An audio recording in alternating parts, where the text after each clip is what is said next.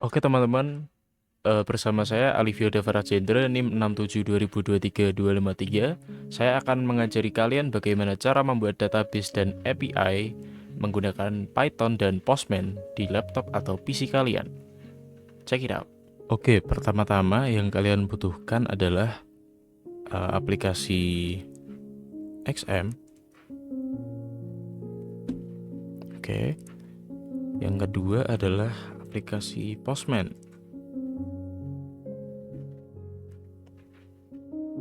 Kita tunggu sebentar.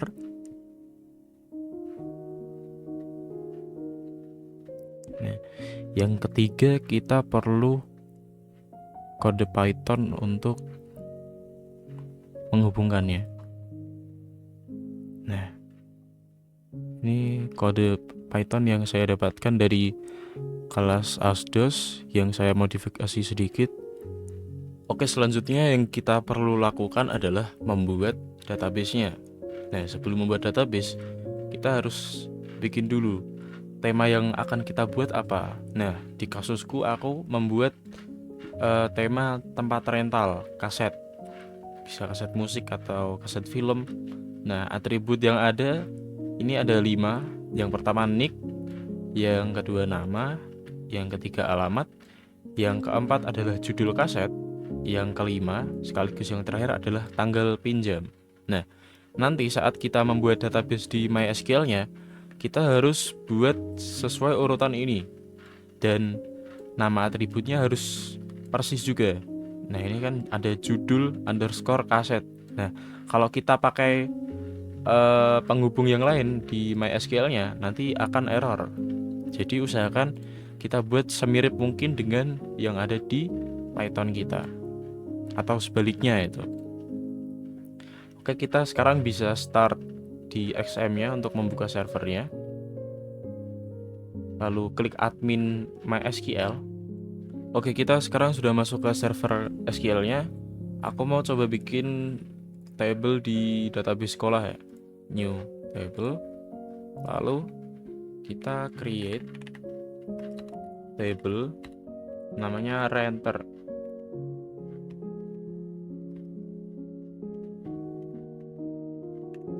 Nah, untuk atributnya kita harus bikin semirip mungkin dengan yang di sini. Nah, kita pakai yang ada di dalam petik satu ini ya. Jadi yang pertama adalah nick, tipe datanya big int, karena nick itu kan panjang banget. Kita butuh yang agak besar. Kita beri not null untuk nilai defaultnya. Lalu nama, tipenya adalah varchar dengan maksimal case-nya 255. Not null lagi nilai defaultnya. Lalu alamat, kita pakai yang beda, kita pakai teks. Lalu nilainya default 0. Lalu ada judul kaset. Judul kaset kita kasih varchar lagi aja, varchar 255. Nilai defaultnya not null. Oke. Terus yang terakhir ada tanggal pinjam. Tanggal pinjam kita pakai date. Nah, sudah, kita bisa hapus yang buat patokan tadi.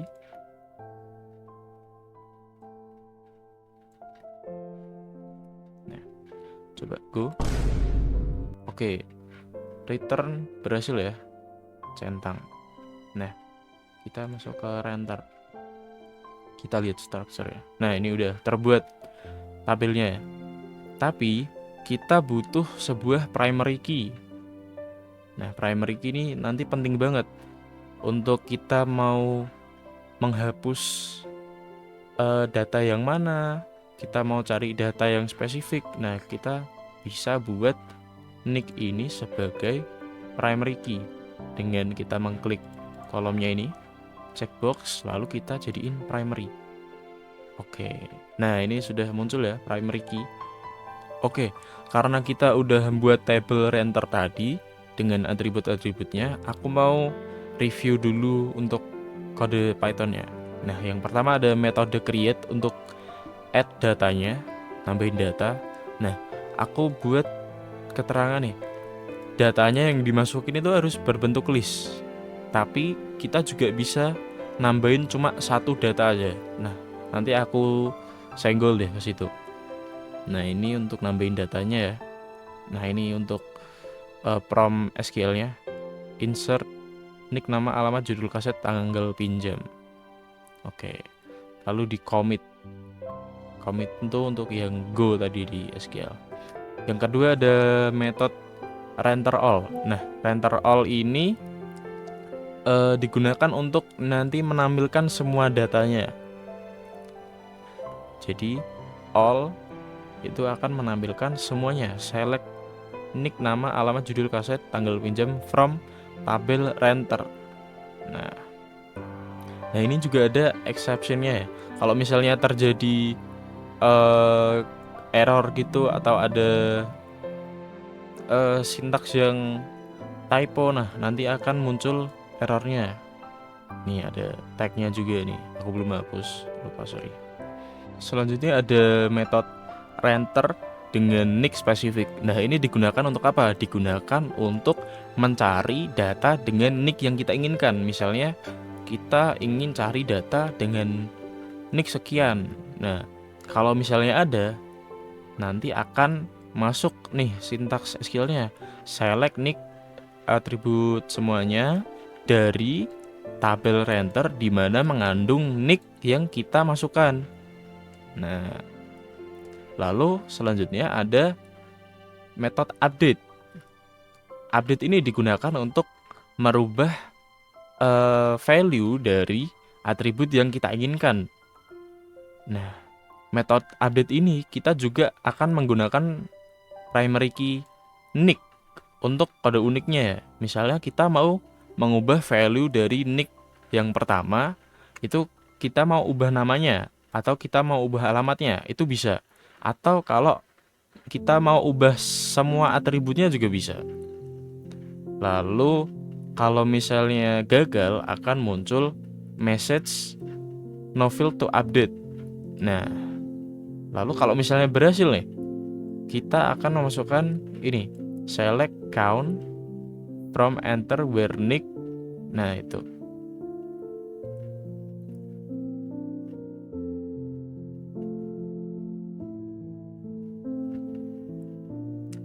Selanjutnya ada metode update. Ini kita gunakan untuk mengupdate value dari data yang kita inginkan dengan nick primary key ini sebagai kode uniknya. Sama seperti renter nick tadi ya.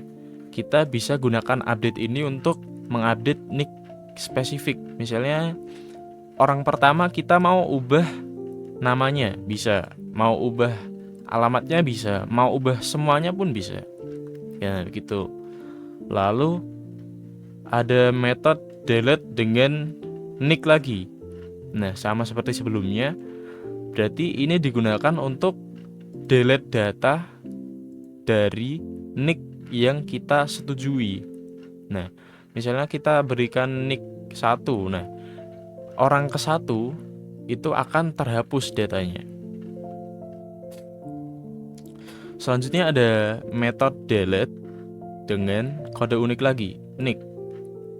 Berarti kita bisa menggunakan metode ini untuk menghapus suatu data dengan nick yang kita inginkan. Nah, ini delete dari tabel renter di mana mengandung nick yang kita masukkan. Lalu yang terakhir ada metode delete all. Nah, all ini udah jelas sekali ya. Berarti nanti semua data yang ada di tabel itu akan kita buang, akan kita hapus. Tapi tabelnya masih ada di sana, jadi kita masih bisa masukin data lagi, gitu. Oke, kode Pythonnya udah aku jelasin. Sekarang kita bisa masuk ke Postman ya. Di Postman ini kamu bisa ikuti tutorialku. Kamu pencet ini, create new collection. Lalu REST API basic. Nah, ini ada 4 metode. Ada get, post, put untuk update, dan delete. Nah, sebelum mengakses Postman ini, kita harus run kode Python-nya dulu. Nah, setelah kita run, maka akan muncul localhost link. Nah, link ini kita copy ya. Kita mau cek dulu nih. Kalau get berarti kan kita masukinnya adalah yang baca. Get data itu kita pakainya adalah render all. Oke, kita bisa copy ini atau tulisin sendiri juga bisa. Kalau kita tambahin di sini render all. Nah, kosongan ya, karena belum ada data. Betul sekali. Sekarang kita akan coba buat data. Kita paste lagi ini alamat localhost kita. Jangan lupa ini kita pindah ke post ya, sekarang udah nggak get lagi. Lalu sekarang buat datanya kita kasih yang ini, create. Oke, kita bisa masukin datanya di body sini. Nah ini, karena aku udah prepare datanya, aku bisa copy aja. Nah, ini kita bisa paste di sini. Nah, seperti yang aku bilang tadi, kita ini akan seperti yang aku bilang tadi, dataku ini harus berbentuk list. Tapi kalau aku mau masukin satu data aja, itu juga bisa. Nah, listnya itu maksudnya apa? Listnya itu hanya akan mengecek harus ada ini. Nah, kurung yang kotak ya, bukan yang kurawal. Nah, itu akan approve kodenya. Sekarang kita bisa create nih. Kita coba create. Nah, data render add successfully. Lalu kita bisa cek ke SQL kita. Terus, nah datanya sudah masuk ya. Berarti metode create kita sudah berhasil. Selanjutnya aku mau coba bikin satu data deh untuk membuktikan perkataanku tadi. Nah ini ya, misalnya kita ubah ini aja deh, 1111 Indra Julian Syah. Nah, anggap aja dua Indra ini saudara kembar ya. Judul kasetnya Pop Masa Kini. Tanggal pinjamnya bareng nih mereka, anak kembar. Lalu coba kita send ya. Nah, data render add successfully. Kita cek apakah udah ada. Kita refresh dulu. Nah, sudah ada dua Indra ya. Berarti yang kita tambahin tadi yang ini. Nah, ini udah ada data baru.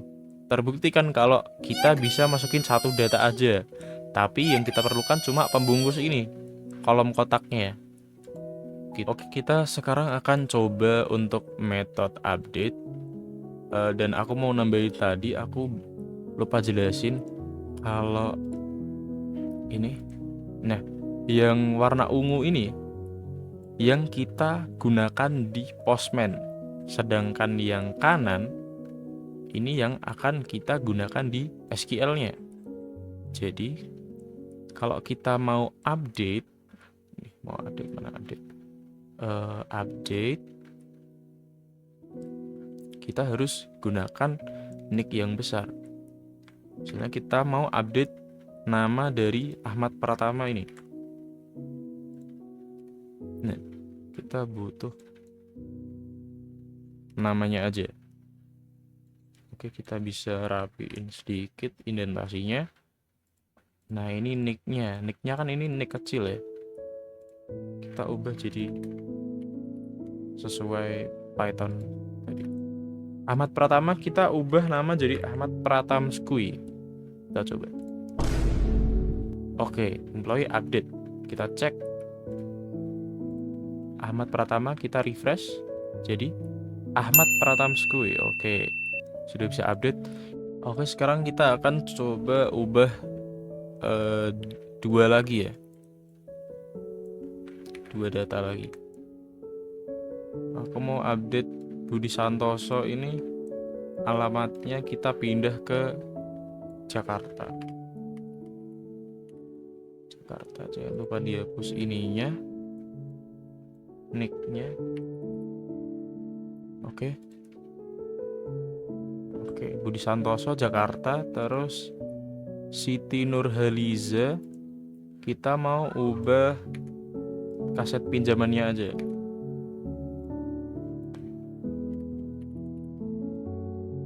Siti Nurhaliza kita ganti kasetnya ke dangdut Ayu Ting Ting. Oke, coba. Oke, sudah berhasil. Kita cek ya. Mana tadi? Budi Santoso pindah ke Jakarta.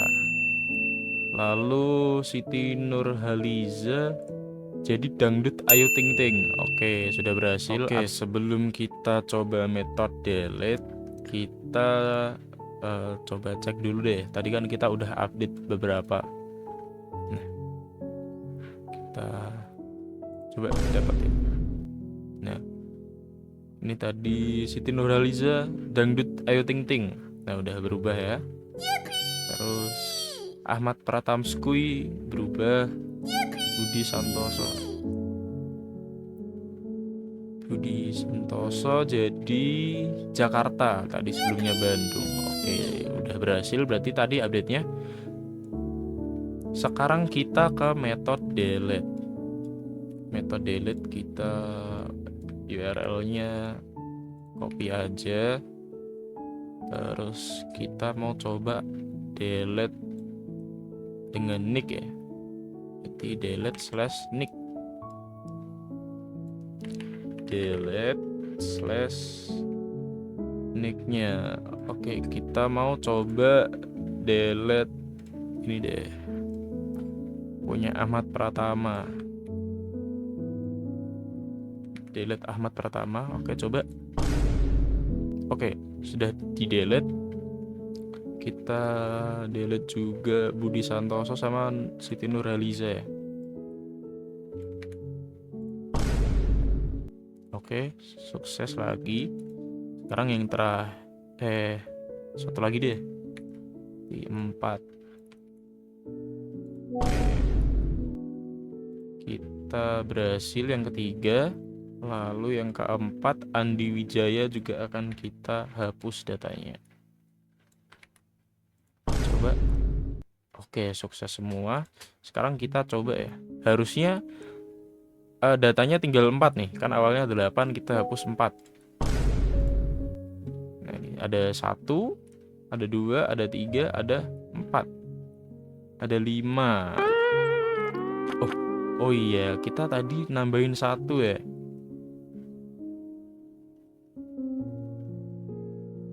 Nah, ini anak kembar tadi. Oke, untuk metode terakhir yang akan kita coba adalah delete all. Untuk drop semua datanya. Oke, all data deleted successfully.